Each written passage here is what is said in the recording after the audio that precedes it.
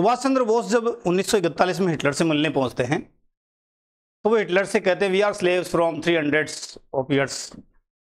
तो हिटलर कहता है I read about India, you are not slaves from 300 years, you have gotten used to slavery, today I will freed you, tomorrow you will become against someone's slavery. यानी आप जो हैं, आपको आदत पड़ चुकी है गुलामी की, आप 200-300 सालों से गुलाम नहीं हो, आप सैकड़ों सालों से गुलाम हो, आपकी मानसिकता गुलामी की हो चुकी है। इसलिए मैं चाहता हूं कि आप खुद प्रयत्न करें तो आपको उस आज़ादी का महत्व समझ में आए। आई विल हेल्प यू, मैं तुम्हारी मदद जरूर करूंगा। अब हिटलर को मिलने के बाद सुभाष चंद्र बोस को समझ में आया कि प्रयास हमको अपना करना पड़ेगा, और उस प्रयास के लिए उन्होंने दर दर की ठोकरें खाई और एक बहुत बड़ी आर्मी बनाई अपनी, जिसका बहुत बड़ा दबाव पड़ा। तो इससे जो पिछली क्लास थी, उस पिछली क्लास में हम नेताजी सुभाष चंद्र बोस का जो रूट था वो पढ़ चुके हैं। उस क्लास में हम, इससे पिछली क्लास में हमने देख लिया कि नेताजी किस तरह छिपते छिपाते हुए किस तरह से वो पहुंचे, और उन्होंने बड़ी मुश्किल हुई उनको।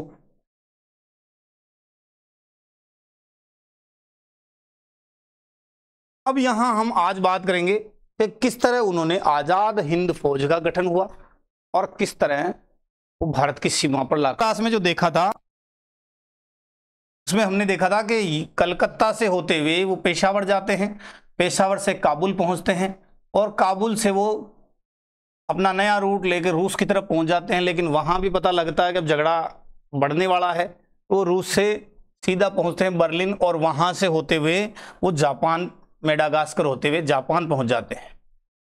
अब यहां जापान जब पहुंचते हैं तो क्योंकि जापान भी घोषणा कर चुका था किसके साथ, इंग्लैंड के साथ युद्ध की, उधर जर्मनी किस पर आक्रमण कर चुका था, रूस पर आक्रमण कर चुका था, तो वो समझ जाते हैं कि बड़ी महाशक्तियों के बीच में ये लड़ाइयों में उलझी है। इस दौरान भारत को क्या किया जा सकता है, आजाद किया जा सकता है। इनका जो ये पहुंचने वाला घटना है, ये हम 1941 और इससे पहले तक का हम पढ़ चुके हैं। तो इसके बाद में किस तरह नेताजी अपनी आजाद हिंद फौज का गठन करते हैं, तो हम इसको वर्षवार ले रहे हैं ताकि आपको बहुत आसानी रहे वर्षवार पढ़ने में। तो सबसे पहले हम देखते हैं 1941 में नेताजी कहां पहुंचते हैं। तो ये 1941 में पहुंच जाते हैं जर्मनी, और पहुंचकर किसके साथ मुलाकात करते हैं, हिटलर के साथ ये मुलाकात करते हैं, जिसका वर्णन मैंने अभी आपके साथ में किया। जब ये हिटलर के साथ मुलाकात करते हैं तो इनको समझ में आ जाता है कि प्रयास अपने ही करने पड़ेंगे। लेकिन वहां ये जर्मनी में रेडियो पर संबोधन देते हैं, रेडियो पर संबोधन देते हैं, और तभी वहां रह रहे जो भारतीय हैं वो भारतीय इनको उपाधि प्रदान करते हैं। और वो उपाधि कौन सी थी, वो जो हम आज सभी कहते हैं नेताजी। नाम के आगे क्या लिखा जाता है, नेताजी। तो नेताजी की उपाधि जर्मनी में, और ये एक फ्री इंडिया सेंटर स्थापित करते हैं, फ्री इंडिया सेंटर। इस फ्री इंडिया सेंटर का जो मुख्यालय था वो कहां था, वो बर्लिन में था, वो रोम में बनाता है, और वो पेरिस में था। जर्मनी पहुंचते हैं, हिटलर से मुलाकात करते हैं, रेडियो से संबोधन देते हैं। रेडियो संबोधन जब देते हैं तो लोग बहुत आकर्षित होते हैं और उनको नेता मान लेते हैं और नेताजी की उपाधि प्रदान करते हैं। फिर वहां एक फ्री इंडिया सेंटर बनाते हैं जिसके मुख्यालय जर्मनी बर्लिन में रहता है, फिर बाद में इटली में भी हो जाता है, और फिर फ्रांस में भी चला जाता है। ये अभी तक का हमने घटनाक्रम देखा। वहीं जो अफ्रीकी भारतीय थे, उन अफ्रीकी भारतीय जो परेशान थे, अफ्रीकी लोग अफ्रीकी भारतीयों को लेकर एक संस्था और गठित करते हैं जिसका नाम रखते हैं free India legion. Free India legion निर्माण सब 1941 में सुभाष चंद्र बोस के द्वारा किया गया। उसी दौरान रशिया जो है वो आक्रमण कर देता है।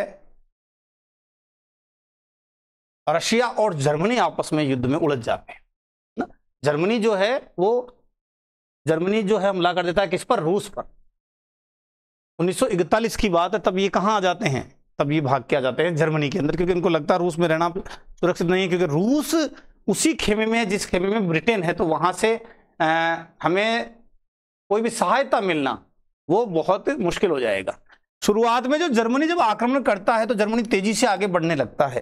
जब आप 1939 से लगाकर 1945 का द्वितीय विश्व युद्ध देखोगे, घटनाक्रम पढ़ोगे, तो आपको पता चलेगा कि जर्मनी जो है शुरुआत में जैसे जैसे आगे बढ़ता है वैसे वैसे भारतीय खुश हो जाते हैं। तब जवाहरलाल नेहरू का एक कथन है कि जर्मनी दोनों खुश, उनको कोई जर्मनी से लगाव नहीं था, लेकिन खुशी इतनी थी कि हमारे ऊपर जो राज कर रहे हैं हमारे शासक है ना, उनको नीचा दिखाने की इच्छा मन में थी, तो इसलिए उनको खुशी हो रही थी।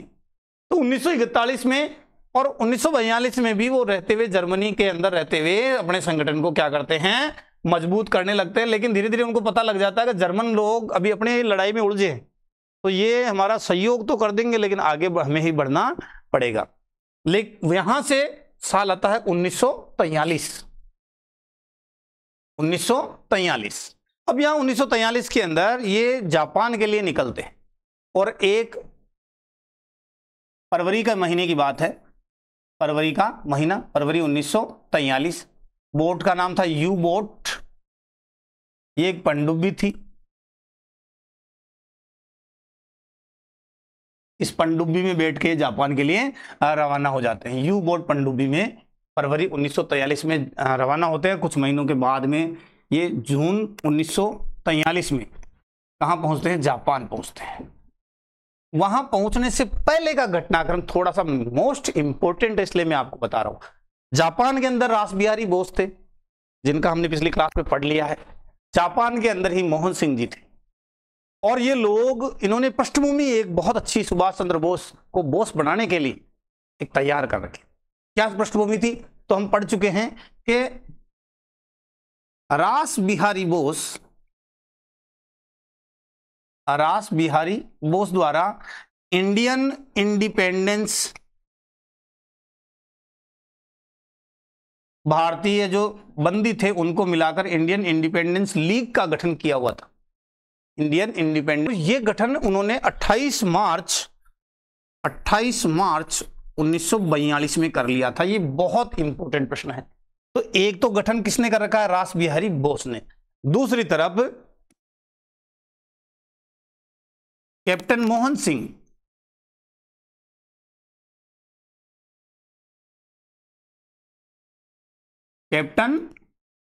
सिंह, और इनके साथ में एक तो जापानी कैप्टन था फुजीवारा, और एक था प्रीतम सिंह। क्या क्या नाम याद रखें, कैप्टन मोहन सिंह और इनके साथ में ज्ञानी प्रीतम सिंह और एक फुजीवारा। इन लोगों ने मिलकर आजाद हिंद फौज का गठन किया था। आजाद हिंद, और यह गठन 1941 में हो गया था। यानी डेट यहां है 15 दिसंबर 1941, यानी पहले आजाद हिंद फौज का गठन हुआ है। उसके बाद में 28 मार्च 1942 में इंडियन इंडिपेंडेंस लीग का गठन हुआ। ये पका पकाया वहां पर पहले से चल रहा था। इसी बीच सुभाष चंद्र बोस 1943 में यू बोट पनडुब्बी से जून 1943 में जापान पहुंच जाते हैं। ये घटनाक्रम कब का है, 1943 का। समझिए बात को, चीजों को समझने का प्रयास किए। 1941 में यहां थे, 1943 में जब ये जापान पहुंचते हैं तो उससे पहले 1941 में तो किसका, आजाद हिंद फौज का गठन हो चुका है, और 1942 के अंदर इंडियन इंडिपेंडेंस लीग का गठन हो चुका है। और 1943 में उस परिस्थिति में जापान कौन पहुंच रहे हैं, जापान, ये द्वीप जापान पहुंच रहे हैं। तो वहां की परिस्थिति थी। अब हम पढ़ चुके हैं कि रास बिहारी बोस ने एक अधिवेशन बुलाया था, दूसरा अधिवेशन इंडियन, ये भी इंपॉर्टेंट है, मैं रास बिहारी बोस में पढ़ा चुका हूं आपको। इंडिपेंडेंस लीग का एक अधिवेशन बुलाया, ये दूसरा अधिवेशन था इसका, ये दूसरा अधिवेशन था। पहला अधिवेशन कमेंट करके बताएं, मैं पढ़ा चुका हूं, है ना, इसका कमेंट करके आप डेट बताएं। तो दूसरा अधिवेशन 22 जून 1943 को बुलाया गया और उसमें कहा कि ये जो इंडियन इंडिपेंडेंस लीग है और इसके अंडर में इंडियन नेशनल आर्मी का जो गठन किया हुआ, ये सब मैंने पूरी कहानी भी बताई है आपको कि बोस जी ने कहा कि चलो मैं रासबिहारी बोस के नेतृत्व में काम कर लूंगा और बोस ने कहा नहीं, मेरे से अच्छी नेतृत्व क्षमता उनकी है। ये सारा हमने पिछली क्लास में चर्चा करी थी। तो Indian independence league, Indian national army, इन सब का हम किसको सौंप देंगे? बोस जी को सौंप देंगे। ये इस अधिवेशन में, ये अधिवेशन कहां हुआ? दूसरा अधिवेशन ये बैंकॉक में हुआ। बैंकॉक कहां पर है? थाईलैंड में। कहां पर है? थाईलैंड में। यहां पर यह अधिवेशन हुआ। अब इसमें बोस जी को भी आमंत्रित किया गया। साल कौन सा पढ़ रहे हैं हम? 1943। याद रखें, साल कौन सा आप घटनाक्रम पढ़ रहे हैं? 1943। वापस रिपीट कर लेते हैं, कौन कौन से घटनाक्रम 1943 में? 1943 में यू बोट पंडू में बैठ के जापान पहुंचते हैं जून को, जून के अंदर जापान पहुंचते हैं। जून 1943 में सम्मेलन बुलाया जाता है जिसमें इंडियन इंडिपेंडेंस लीग का दूसरा सम्मेलन था कि हम इस सम्मेलन का पूरा जो ये लीग है पूरा उसका नेतृत्व सुभाष चंद्र बोस को सौंप देंगे। इधर 4 जुलाई 1943 जगह थी सिंगापुर के अंदर, एक जगह सामबवांग, याद रह जाएगा, डेट याद रखें, इंपॉर्टेंट है। 4 जुलाई 1943 जगह सामबवांग, और ये कहां पड़ता है? ये सिंगापुर में पड़ता है। Very important date. यहां पर जो कौन कौन सी लीग? इंडियन इंडिपेंडेंस लीग और आजाद हिंद फौज, दोनों का नेतृत्व सौंप दिया गया। इसको? सुभाष चंद्र बोस को। गठन मैंने पिछली बताया ही है, आजाद हिंद फौज का मोहन सिंह, प्रीतम सिंह फुजियारा ने किया था, इंडियन इंडिपेंडेंस लीग का रासबिहारी बोस ने किया था। और यहां कौन सी डेट को? 4 जुलाई को। 4 जुलाई को ये कमान सौंप दी जाती है। वहां जोर जोर से नारे लगते हैं, जय हिंद। कौन सा नारा लगता है? जय हिंद। और हमें कहां जाना है? चलो, और दिल्ली चलो नारे के साथ ही पुनर्गठन। बोस जी कहते हैं कि ऐसे दिल्ली थोड़ी चलेंगे, दिल्ली चलने के लिए पहले पुनर्गठन करना पड़ेगा। तो आजाद हिंद फौज का 5 जुलाई 1943 को जो सुभाष चंद्र बोस है वो क्या करते हैं? पुनर्गठन करते हैं। अब इस पुनर्गठन में करते क्या हैं? इस पुनर्गठन में कुछ डिवीजन बनाते हैं और उन डिवीजनों को जो जापान में लड़ रहे थे हजारों सैनिक, उनमें से बढ़िया सेनापतियों को उनकी कमान सौंपते हैं। तो यहां हमने अभी तक पढ़ा कि 22 जून 1943 को इंडियन इंडिपेंडेंस लीग का सम्मेलन होता है। 4 जुलाई 1943 को सिंगापुर के अंदर इनको लीग और आजाद हिंद फौज दोनों की कमान सौंप दी जाती है। 5 जुलाई 1943 को, वापस याद करें, देखो जून के अंदर कौन सी डेट है? 22 जून। ठीक है, एक चीज और भी बता रहा हूं आपको, अगर 1943 आए तो ज्यादातर गठन, पुनर्गठन, ठीक है, और सरकार का गठन, सारे गठन 1943 में। अगर 1944 पूछे तो जीत शुरू होती है इम्फाल के अंदर, कोहिमा के अंदर, जीतते जाते हैं, है ना। और 1945 के अंदर जो भी हार है, कदम पीछे घटाना है, वो संबंधित है। ये आपको एक कॉमनली थोड़ा सा ध्यान में रखना, दिक्कत नहीं होगी। ठीक है, तो अब ये 5 जुलाई 1943 को फौज का पुनर्गठन हो गया। किसका पुनर्गठन हो गया? आजाद हिंद फौज। आजाद हिंद, हिंदू ही नाम आ रहा भाई, क्या करें, आजाद हिंद फौज। वो आजाद हिंद फौज जिसका गठन कभी किसने किया था? मोहन सिंह जी ने, मोहन सिंह ने।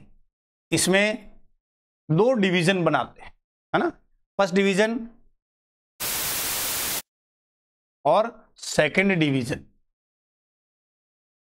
फर्स्ट डिवीजन जो है, इसका जो मुखिया बनाया जाता है वो मोहम्मद जमान कियान, मोहम्मद जमान कियान। सेकंड जो डिवीजन रहती है उसका जो प्रमुख बनाया जाता है वो बनाया जाता है अजीज अहमद। इस डिवीजन के नीचे कुछ गोरिल्ला ब्रिगेड भी बनती है जिसमें नेहरू ब्रिगेड, गांधी ब्रिगेड, आजाद ब्रिगेड। आजाद कौन से, है ना, आजाद कौन से बताओ। देखिए, अरे एक तो गुलाम नबी आजाद थे और एक चंद्रशेखर आजाद थे, ठीक है। तो इसके अंतर्गत ब्रिगेड बनाई जाती है। एक सुभाष ब्रिगेड, सुभाष चंद्र बोस के नाम पे ये कुछ ब्रिगेड रहती है। इनको गोरिल्ला रेजिमेंट के नाम से जानते, गोरिल्ला युद्ध करने में ये।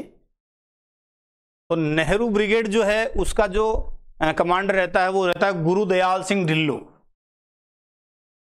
गुरुदयाल ढिल्लो, ऐसे याद कर लेना। नेहरू जी तो ढीले, है ना। और गांधी ब्रिगेड, गांधी जी की सब पे इनायत रहती है, इसलिए इनायत खान, ऐसे याद करें, चीजों को जोड़ ले, है ना, चीजों को जोड़ ले। गांधी जी की सब पे इनायत रहती है। आजाद हमेशा आजाद, तो जो सिंह होते हैं वो आजाद होते हैं, यानी गुलजारा सिंह जो है वो आजाद थे। और सुभाष ब्रिगेड जो थी वो खान, सब पे नवाज, सबको नवाजा, शाहनवाज खान, सबको नवाजने वाले कौन, अपन पढ़ ही रहे हैं, सुभाष चंद्र बोस। तो इस तरह ये एक ब्रिगेड बनाते हैं। इसी तरह अजीज अहमद जो है वो इन्फेंट्री रेजिमेंट बनाते हैं और प्रेम सहगल के अंतर्गत बनाते हैं, प्रेम सहगल के। अंडमान निकोबार द्वीप समूह आ जाता है तो उसके बाद में एक गठन और किया जाता है झांसी की रानी लक्ष्मीबाई के नाम, यानी झांसी की रानी लक्ष्मीबाई के नाम पे ब्रिगेड, महिलाओं की ब्रिगेड बनती है, लक्ष्मीबाई ब्रिगेड नाम से, लक्ष्मीबाई ब्रिगेड के नाम से, जिसके अंदर नाम भी, है ना, झांसी की रानी ब्रिगेड में लक्ष्मीबाई ब्रिगेड, जो लक्ष्मीबाई झांसी की रानी थी, या इसको झांसी की रानी ब्रिगेड भी कहते हैं। इस ब्रिगेड जो महिलाओं के लिए थी, इसकी प्रमुख थी वो थी लक्ष्मी सहगल। देखो सेकंड डिवीजन में कौन, प्रेम सहगल, और यहां लक्ष्मी सहगल। इस तरह से कुछ ब्रिगेड्स बनाई जाती है। अगर हम बात करें आजाद हिंद फौज की, तो आजाद हिंद फौज का जो प्रमुख गीत है वो था, प्रमुख गीत था कदम कदम बढ़ाए जा, खुशी के जा, ये सबने सुना होगा। ये जिंदगी है कौम की, तू कौम पे लुटाए जा, बहुत अच्छा गीत है। और इस गीत की जो रचना है वो की गई है राम सिंह ठाकुर के द्वारा, राम सिंह ठाकुर के द्वारा इस गीत की रचना की गई। ये इसका आदर्श या प्रमुख गीत था, कदम कदम बढ़ाए जा। एक आदर्श वाक्य था, एकता, वफादारी व बलिदान। आदर्श वाक्य, एकता, वफादारी और बलिदान, ये भी काम का है। इसी तरह एक मूल मंत्र भी था, मनी, 3 एम आते उसमें, मनी, मूल मंत्र में 3 एम, मनी, मैन और मटेरियल। इनका जो झंडा था, उसके झंडे पर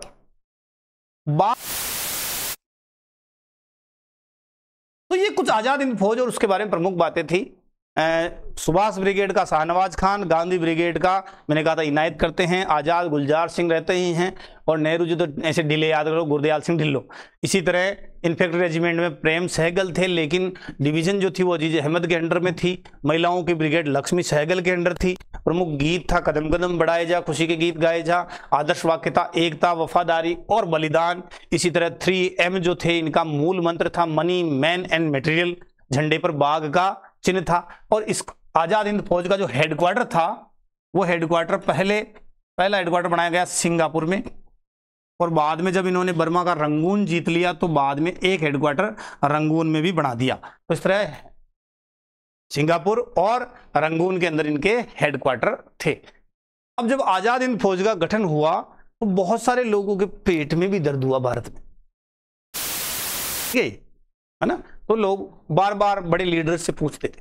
तो उस समय में जब महात्मा गांधी को पूछा गया कि आप सुभाष चंद्र बोस के बारे में क्या कहेंगे, तो उन्होंने कहा मेरा बेटा है, सुभाष मेरा बेटा है, मेरे परिवार का है, लेकिन परिवार का बिगड़ेल बच्चा है, परिवार का बिगड़ेल बच्चा है। यानी संबंध बिगड़े नहीं है पूरे, अभी तक बेटा कह रहे हैं। कौन कह रहे हैं? ये महात्मा गांधी कर रहे हैं, महात्मा गांधी करें। जब नेहरू जी से पूछा गया कि आजाद हिंद फौज बन गई है, आप क्या कहेंगे? नेहरू जी ने क्या कहा? नेहरू जी ने कहा ये वो लोग हैं जो देशभक्त तो हैं लेकिन ये गुमराह करे हुए हैं, ये गुमराह देशभक्त हैं। भाई देशभक्त बताना ही पड़ेगा, इनके खुद के नाम पे भी तो वहां ब्रिगेड बनी हुई है, गांधी के नाम पे भी ब्रिगेड बनी हुई है, नेहरू के नाम पे ब्रिगेड है, चंद्रशेखर आजाद के नाम पे ब्रिगेड, इनके नाम पे ब्रिगेड बनाई थी। इसलिए सारे घटनाक्रम पढ़ रहे हैं। 1943 में क्या क्या हुआ, देखो बहुत सारी चीजें हो गई 1943 में। तो 4 जुलाई 1943 सामकबांग सिंगापुर के अंदर Indian independence league Azad Hind फौज का नेतृत्व सौंप दिया। 5 जुलाई 1943 को बोस जी ने पुनर्गठन किया। किसका पुनर्गठन किया? आजाद हिंद फौज का 2 डिवीजन, एक जमान कियान और एक अजीज अहमद के नेतृत्व में नेहरू गांधी आजाद सुभाष ब्रिगेड बनाई। इधर सेकंड जो है वो प्रेम सहगल, लक्ष्मी सहगल, बाबा सहगल, सहगल ही सहगल याद रह जाएगा। फिर इनका प्रमुख गीत है कदम कदम बढ़ाए जा, जो राम सिंह ठाकुर ने रचाया। आदर्श वाक्य एकता वफादारी बलिदान, और हेडक्वार्टर कहाँ बना लिया? सिंगापुर के अंदर बना लिया। अब 1943 में एक बहुत महत्वपूर्ण, हम कहें कि भारत के अंदर हम पहले प्रधानमंत्री कहें, मैं कह रहा पढ़ोगे तो छोड़ दोगे नेहरू को प्रधानमंत्री कहना। 9 देशों ने मान्यता दी थी भारत की सरकार को, लेकिन पढ़ाया नहीं जाता क्योंकि हिस्ट्री में इस बात पर कभी गौर नहीं किया गया है। तो 21 अक्टूबर 1943 में, सारा घटनाक्रम किसका बता रहा हूं? 1943 का। 21 अक्टूबर 1943 अस्थायी सरकार का गठन किया गया, सरकार का गठन किया गया। और इस अस्थायी सरकार के अंदर 3 मंत्री बने। अस्थायी सरकार में एससी चटर्जी, एएम अय्यर और एक लेडीज थी लक्ष्मी स्वामीनाथन। तो प्रधानमंत्री और सेनापति, प्रधानमंत्री और प्रमुख सेनापति का जो पद है वो किसने रखा? सुभाष चंद्र बोस ने, सुभाष चंद्र बोस ने। इसी तरह वित्त मंत्री जो है वो बने एचसी चटर्जी, वित्त मंत्री एचसी चटर्जी। इसी तरह प्रचार मंत्री, भाई सरकार है ये लोगों तक बतानी भी तो प्रचार कौन करेगा? तो प्रचार करेंगे एएम अय्यर। और बहुत सारी महिलाएं, लेडीज भी पकड़ी गई, तो लेडीज के लिए, महिलाओं के लिए काम कौन करेगा? तो महिलाओं के लिए मंत्री लक्ष्मी स्वामीनाथन,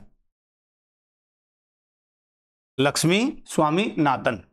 और 9 देशों ने इस सरकार को मान्यता दी थी। 9 देश कौन कौन से जो लड़ रहे थे अंग्रेजों के खिलाफ, वही मान्यता देंगे। तो सबसे पहले याद करें, इटली, जर्मनी,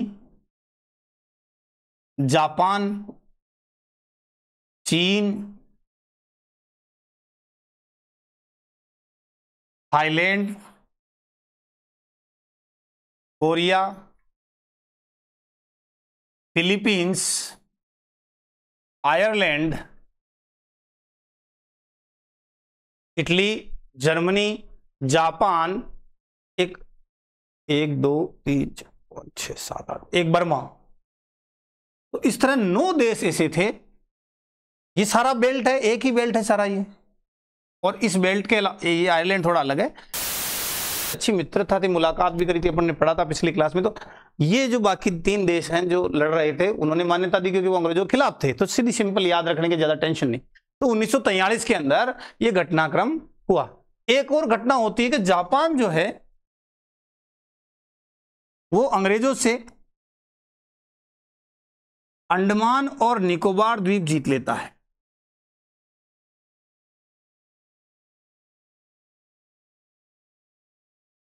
और जीतकर भारतीय आजाद हिंद फौज को सौंप देता है।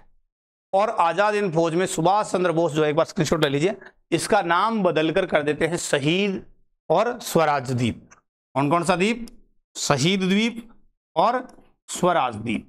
ये वेरी वेरी इंपॉर्टेंट क्वेश्चन है, याद रखना है अपने को। और ये घटना है लेट 1943 की, 6 नवंबर 1943 की, 6 नवंबर 19।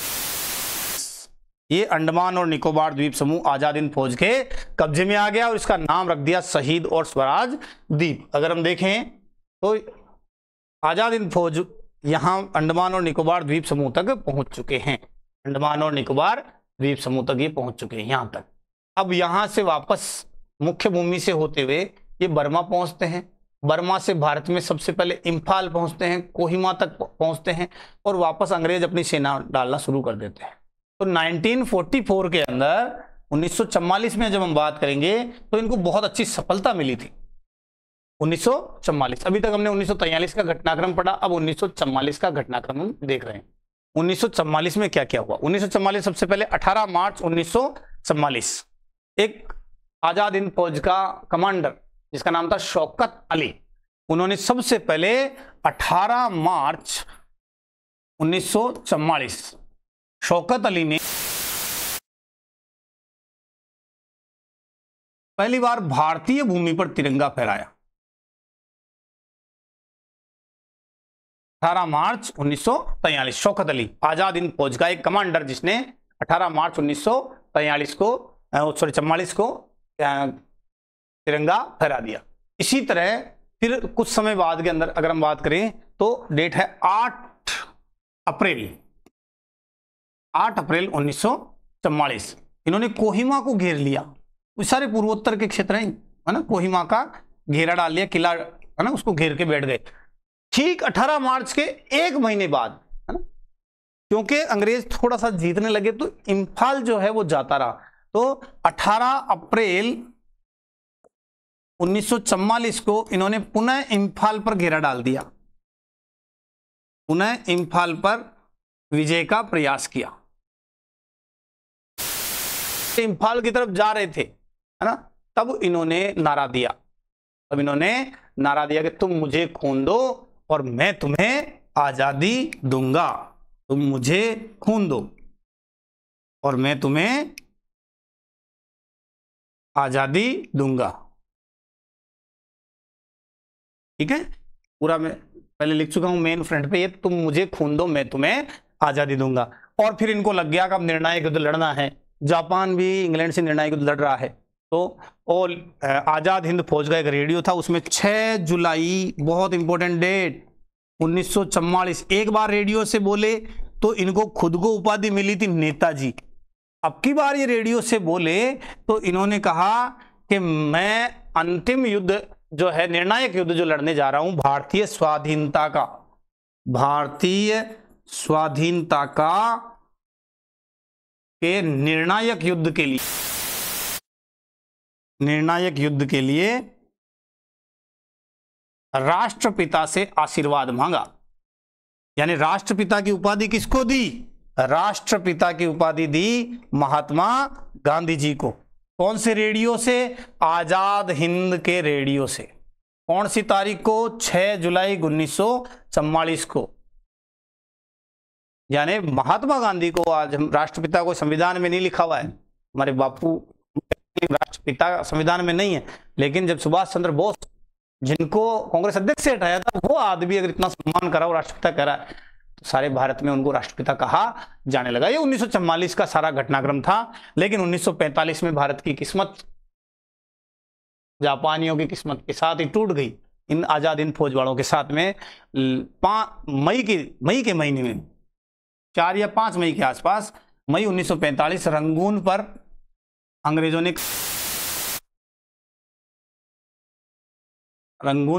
ने कब्जा कर लिया। तो आजाद हिंद फौज धीरे धीरे पीछे खिसकने लगी।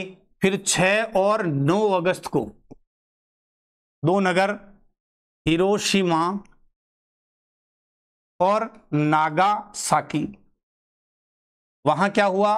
अमेरिका ने बम फेंक दिया, अमेरिका ने परमाणु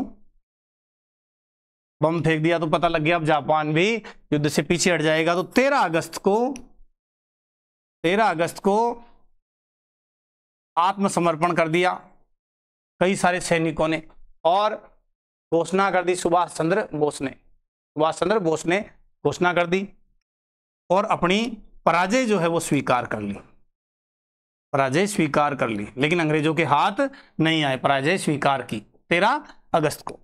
और जब 13 अगस्त को उनको लगा कि चलो पिक्चर अब द एंड होने वाला है, तो यहाँ बहुत दुखद दिन था। डेट थी 18 अगस्त 1945। ताइवान के अंदर एक द्वीप है फारसोमा द्वीप, वहां जा रहा था और ताई होकू द्वीप से वो जा रहा था, ताइवान में जगह ताई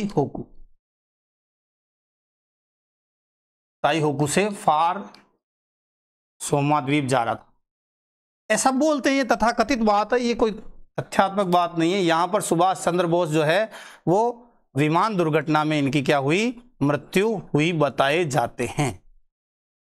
ये मृत्यु जो है इनकी मृत्यु संदिग्ध है, माना नहीं जाता बहुत सारे लोग, लेकिन जो लास्ट प्रमाण मिला, एक शायद नजीबुद्दीन था, उसने कहा कि इनकी अस्थियां है वो जापान में हमने रख दी है। लेकिन इस पे कई आयोग भी बैठे। शाहनवाज आयोग सबसे पहले 1956 में बैठा, 1956। ये जवाहरलाल नेहरू ने बैठाया, भाई वो जिंदा है या मर गए हैं। 1970 के अंदर एक खोसला आयोग बैठा, खोसला आयोग इंदिरा गांधी ने बैठाया कि भाई पता करो देखें, है ना। इसी तरह 1999 में मनोज मुखर्जी आयोग, ये आयोग इनकी मृत्यु के बारे में जानकारी। शाहनवाज आयोग किसने बैठाया, जवाहरलाल नेहरू ने। खोसला आयोग किसने, इंदिरा गांधी ने। अटल बिहारी वाजपेयी ने। तो ये प्रमुख आयोग, 3 बार आयोग बैठ चुके, लेकिन इनकी मृत्यु के बारे में तथ्यात्मक जानकारी नहीं मिल पाई। ऐसा आजाद हिंद फौज के साथ में हुआ, आजाद हिंद फौज के सैनिकों ने समर्पण कर दिया। लेकिन आजादी के आसपास के समय में, तारीख थी 5 से 11 नवंबर, 5 से 11 नवंबर, इसको बोलते हैं लाल किला का मुकदमा। लाल किला का मुकदमा आजाद हिंद फौज के सैनिकों पे चलाया गया। सैनिक थे गुरुबख्श सिंह ढिल्लो, गुरुबख्श सिंह ढिल्लो। अब भाई ढिल्लो के नाम से कौन सी ब्रिगेड थी, नेहरू ब्रिगेड थी, तो नेहरू को जिसको आना ही था लड़ने के लिए। एक था प्रेम सहगल, इनका भी नाम आ चुका अपने, प्रेम सहगल। एक अपने नाम आ चुका शाहनवाज, क्या नाम आ चुका, शाहनवाज। ये दोनों कैप्टन थे। और मेजर कौन था, शाहनवाज। इनको फांसी की सजा दी गई और इसके खिलाफ पूरे देश के अंदर 5 से 11 नवंबर को एक सप्ताह मनाया गया, आजाद हिंद फौज सप्ताह। और जब 12 नवंबर आई तो 12 नवंबर को आजाद हिंद फौज दिवस, आजाद हिंद फौज दिवस मनाया गया पूरे देश के। देश जाम हो गया, अंग्रेजों को लगा पता नहीं ये क्या हो गया, हमने तो 3 सैनिकों को फांसी तो दी है और इन लोगों ने हत्याएं की है। तो कौन कौन, कैप्टन गुरुबख्श सिंह ढिल्लो, प्रेम सहगल और मेजर शाहनवाज। यानी लोगों के मन में आजाद हिंद फौज को लेकर इतनी सिंपैथी थी कि अंग्रेज रीड नहीं कर पाए। और जैसे ही कांग्रेस को पता लगा तो कांग्रेस ने कमेटी बना दी। कमेटी किसके नेतृत्व में, कमेटी बनाई भूला भाई देसाई, वकीलों की कमेटी बना दी जो केस लड़ेंगे। भूला भाई देसाई उस कमेटी को चेयर कर रहे थे। और अंडर में कौन कौन थे, जवाहरलाल नेहरू, तेज बहादुर सप्रू, तेज बहादुर सप्रू, आसफ अली, आसफ अली। इस तरह के बड़े बड़े उस समय के वकील, एक कैलाशनाथ काटजू, कैलाशनाथ काटजू भी थे। तो उस समय के बड़े बड़े वकील जो उस कमेटी में थे। तो इन लोगों की जो फांसी की सजा है उसको माफ कर दिया गया, अंग्रेजों ने इनको फ्री कर दिया। और जैसे ही सजा माफ की 3 जनवरी 1946 को, 3 जनवरी 1946 को इनकी क्या कर दी गई, सजा माफ कर दी गई। और इस सजा माफी के साथ ही पूरे देश में जश्न का सा माहौल हो गया। तो ये आजाद हिंद फौज, क्योंकि सुभाष चंद्र बोस की मृत्यु का तो क्लियर पता नहीं, मैंने आपको आयोगों के बारे में बताया, बहुत सारे आयोग बैठे, इंदिरा गांधी ने बैठाया, बाद के अंदर अटल बिहारी वाजपेयी ने बैठाया। तो इस तरह उनके बारे में। और आजाद हिंद फौज का, ये आजाद हिंद फौज पर लाल किले में केस चला, उसका विवरण है। गुरुबख्श सिंह ढिल्लर, प्रेम सहगल, शाहनवाज को फांसी की सजा दी गई। 5 से 11 नवंबर तक केस चलाया गया। तो लोगों ने आजाद हिंद फौज सप्ताह मनाया। और जैसे ही उनको फांसी की सजा दी गई 12 नवंबर को आजाद हिंद फौज दिवस मनाया गया। भूलाभाई देसाई की अध्यक्षता के अंदर कांग्रेस ने कमेटी गठित की, जिसमें जवाहरलाल नेहरू, तेज बहादुर सप्रू और कैलाशनाथ काटजू थे, उस समय के बड़े माने हुए वकील थे। सुभाष चंद्र बोस ने अपनी एक आत्मकथा लिखी है। ये आत्मकथा 2 भागों में है। एक भाग में 1920 तक का विवरण है। ये आत्मकथा जो है उन्होंने 1937 में लिखी, जब वो यूरोप प्रवास में थे, ठीक है। और उसमें नाम दिया उसको, जो पार्ट फर्स्ट आत्मकथा का, autobiography of an Indian Pilgrim. ये पार्ट फर्स्ट है जिसमें 1920 तक का वर्णन है, और लिखी कब गई? 1937 में लिखी। दूसरे पार्ट के अंदर आत्मकथा का पार्ट सेकंड ही ज्यादातर एग्जाम में पूछा जाता है। यह है इंडियन स्ट्रगल नाम से। इंडियन स्ट्रगल पुस्तक किसने लिखी? तो जवाहरलाल नेहरू ने, उनकी आत्मकथा है। 1942 विवरण इसके अंदर दर्ज है। इसीलिए 43, 44 और 45 में उनका जो संघर्ष है, उनकी ज्यादातर ऑथेंटिक जानकारी कम मिल पाती है। 1939 में हम पढ़ चुके हैं, इन्होंने एक फॉरवर्ड ब्लॉक अखबार निकाला था। फॉरवर्ड ब्लॉक अखबार का संपादन किया था 1939 में। एक पुस्तक लिखी गई, नेताजी डेड और अलाइव। ये भी इंपॉर्टेंट है। एक समर गुहा लेखक हैं, उन्होंने पुस्तक लिखी नेताजी डेड और अलाइव, क्योंकि मृत्यु के बारे में पूरी जानकारी नहीं, संदेहात्मक कुछ बुक्स में ऐसे लिखा हुआ है कि उस समय में उस एयरपोर्ट पे कोई विमान की दुर्घटना हुई नहीं थी। तो इसी तरह आर सेन है, उन्होंने एट द क्रॉस रोड पुस्तक लिखी। इसी तरह ह्यूज टॉय है, उन्होंने स्प्रिंग ह्यूज टॉय